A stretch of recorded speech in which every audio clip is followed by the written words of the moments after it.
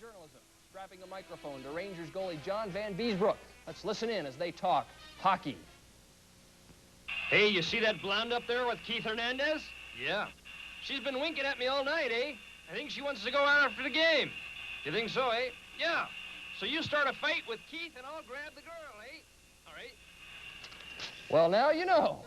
It was Jack Nicholson night at the Forum. Everyone there had to wear cheap sunglasses. And it was infant night at the Garden. The first 1,000 fans get a newborn, just like the ones the pros use.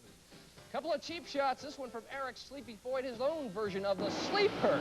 But here's my personal favorite this week. Jay Miller waits till the guy gets up, figures nobody's looking at him, knock him down again. We had a couple of ball players out of control. Charles Barkley puts the brakes on. No such luck. And here's Reggie Theus showing off his version of Meat Press.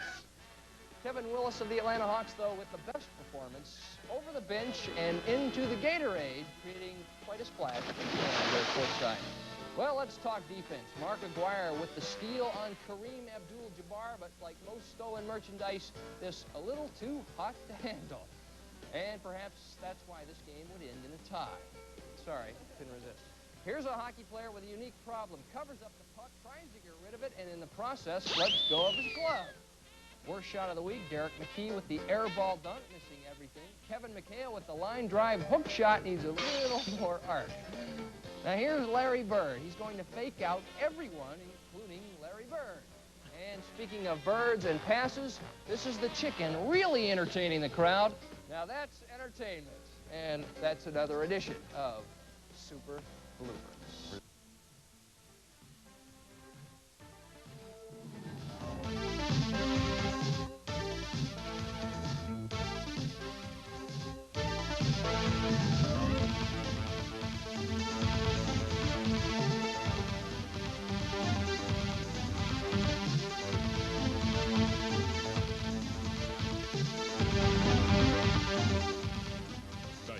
Sports is produced in association.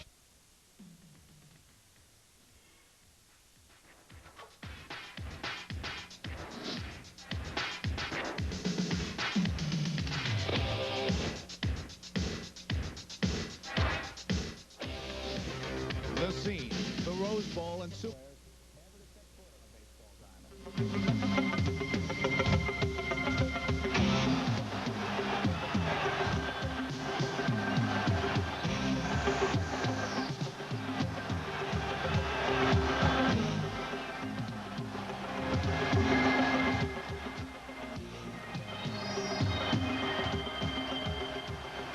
He will be forever remembered as Mr. October.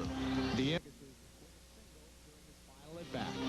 The sport was also changed in 1987 when umpires were hot on the trail of the scuffed baseball. The witch hunt turned up its first victim on August 3rd when Joe Niekro of the Twins was caught red-handed with an emery board in his back pocket. But Niekro's Twins finally made it to the World Series, where they were heavy underdogs against the high-flying St. Louis Cardinals. Minnesota forced the series to a 7th and deciding game. The contest was decided in the 6th inning when Greg Gagne punched a 3-2 pitch to third. The throw to first was late, allowing the winning run to score.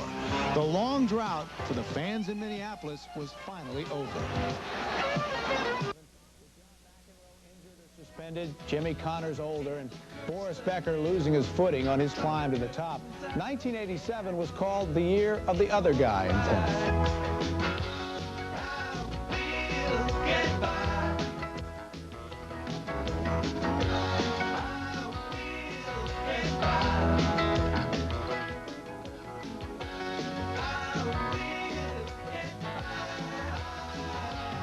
It began on the Hollywood 65,000 jams in New Orleans Arena to witness an offensive showdown between the Indiana Hoosiers and the Syracuse Orangemen.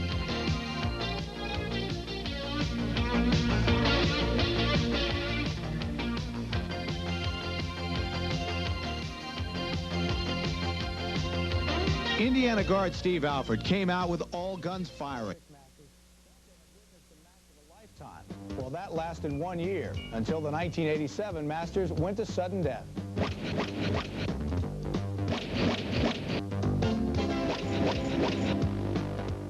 The sudden sudden death playoff, Group 3 contrasting professionals. Seve Ballesteros, the strongest head-to-head player on the PGA Tour. Greg Norman, currently the top golfer in the world. And Larry Mize, a 28-year-old local boy who had won only one tournament in his 6 years on the tour. The greens at Augusta were hard as rock and slick as glass. They claimed their first casualty when Ballesteros lightly tapped a putt that streaked left and 2 feet beyond the cup. That left Norman and Mize to face off on number 11. Norman quickly took the offensive, slashing a monstrous drive to the center of the fairway. Mize elected to remain conservative, attempting to avoid a water trap to the left of the green. The 28-year-old sent his second shot far right of the putting surface. Norman chose the same strategy, dodging the pond, but landing at the right edge of the green. Mize, who left Georgia Tech after 3 years to join the PGA Tour, was left with a shot simply to save face. A 140-foot chip shot just to get close enough to get down in one. But this pitch and roll had miracle written all over it.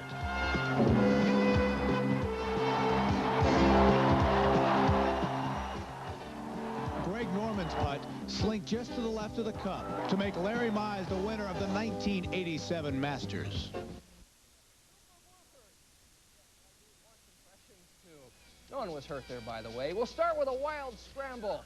Houston and Portland with the ball too hot to handle. Rodney McRae thinks he has it. He gives it up. Clyde Drexler takes it away. He holds on for a little while, but then he loses it.